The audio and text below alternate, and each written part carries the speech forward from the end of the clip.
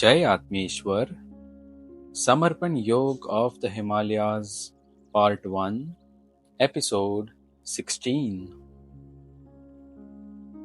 I did not realize when it was dawn or when it was evening at the ashram. One morning, after the fire ceremony, Gurudev started telling me about nature. He said, "There are no thoughts in nature. Thoughts are unnatural. That is why, whilst practicing meditation, man always wants to be close to nature. We realize that our thoughts have stopped whenever we go near nature. Thoughts are a creation of our body, and our body is perishable. Therefore, the thoughts that are created by the body are also perishable. Nature has its own special cycle, and all nature is connected to this cycle. As the wheel of nature goes around, the natural atmosphere is created within it and also destroyed. Creation and destruction continue to take place within nature. Destruction is also a transformation which allows for creation. Both the states are connected to nature. In order for man to know himself, it is necessary for him to understand this mystery of nature. Nature also has its own sound and cadence, and one needs to know that sound. One has to listen to it. Once one starts hearing it, then the same sound starts playing inside. When your chitta is turned within, that sound can be heard. That sound is called Brahmanad, celestial music. This is the sound of the energy which moves nature. When we are connected to this celestial music, we are in a completely natural form. When we are in a secluded place, we can hear this sound within ourselves. This sound is similar to the sound one hears when one puts his ear close to an empty metal pipe. It is the same kind of sound. The basic quality of nature is to be connected to the natural cycle. We can call this the religion or dharma of nature.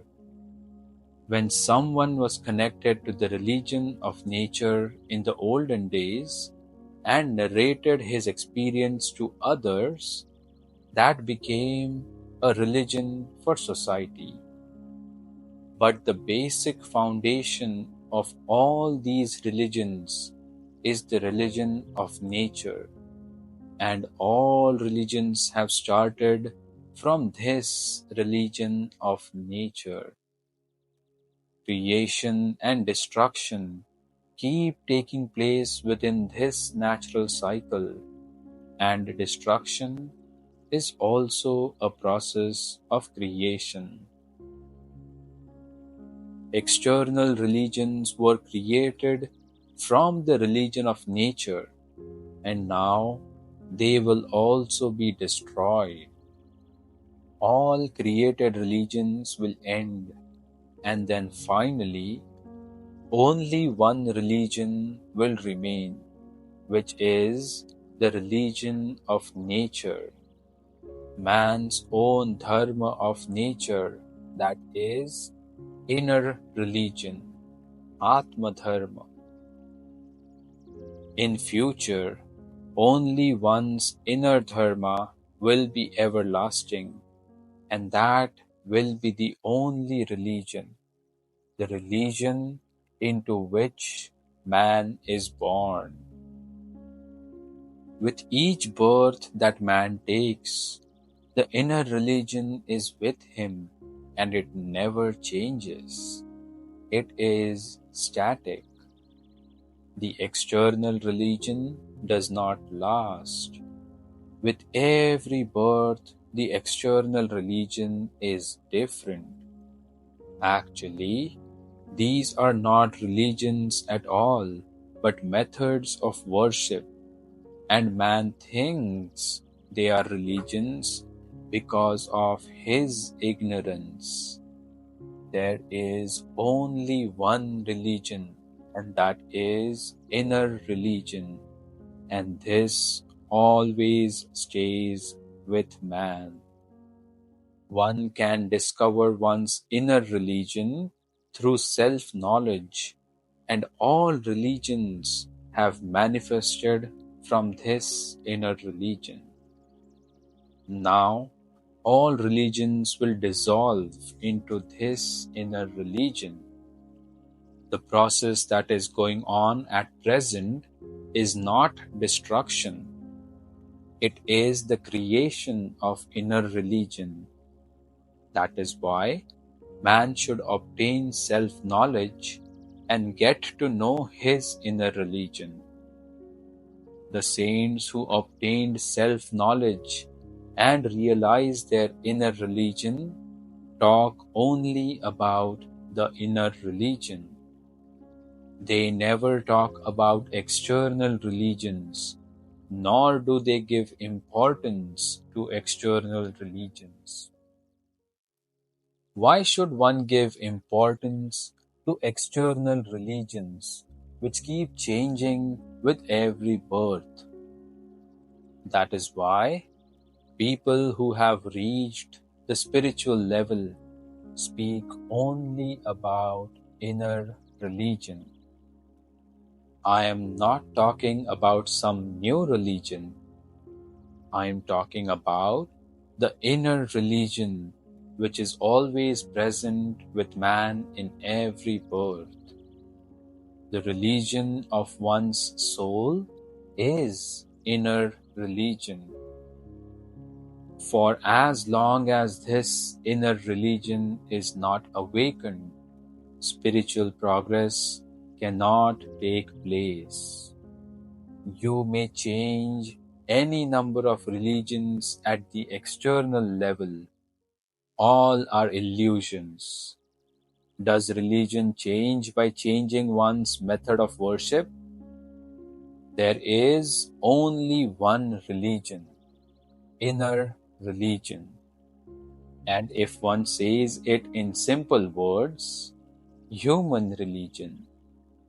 Every man is first and foremost a human being, and then he becomes an individual who follows a particular way of worship. External religions change with each birth.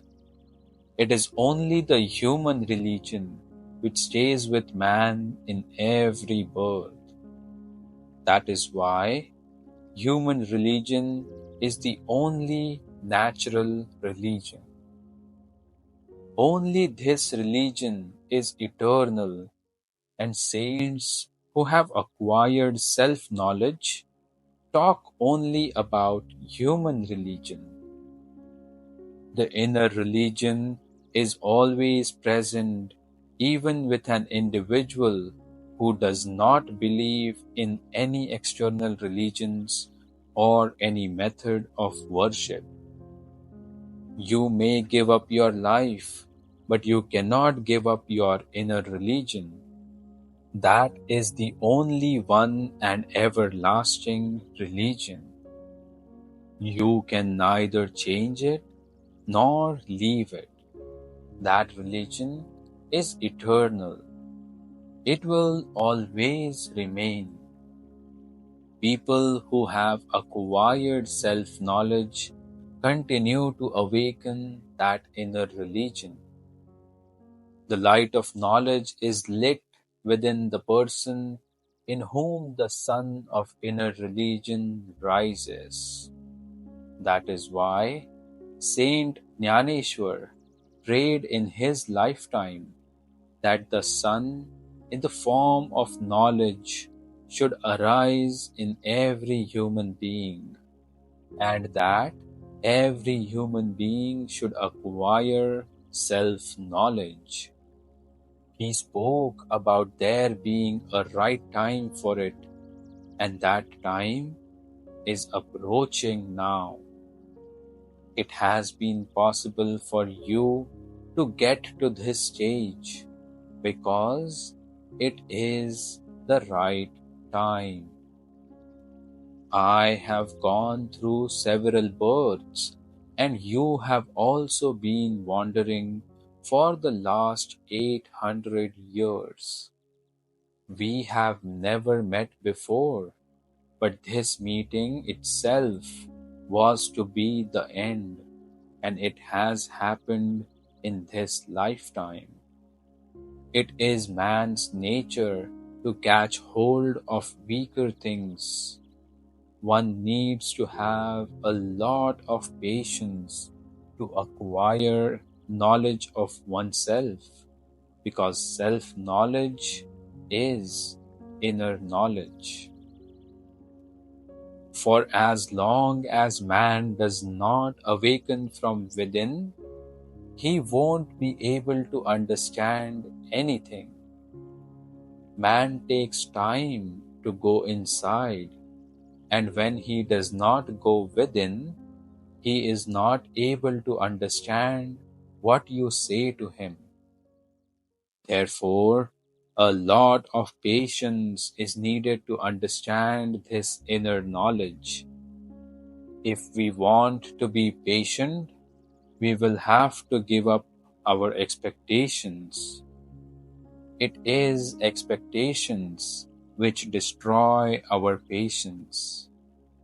Our patience will remain only if we perform deeds without expectation, as only then can we be patient whilst performing them. If one undertakes each action by going deep into it, then patience comes automatically. After sunset, Gurudev would ask me to sit with a calm mind and study the sky. He would say, first of all, one should sit quietly and look at the sky, and then he should study the redness that spreads in the sky after sunset. One should study the splendor of brilliant forms which are spread out in the sky after sunset. Study continuously. Where have those clouds come from, and where are they going? Study the color of the clouds and see what shapes are being created through them. Observe them.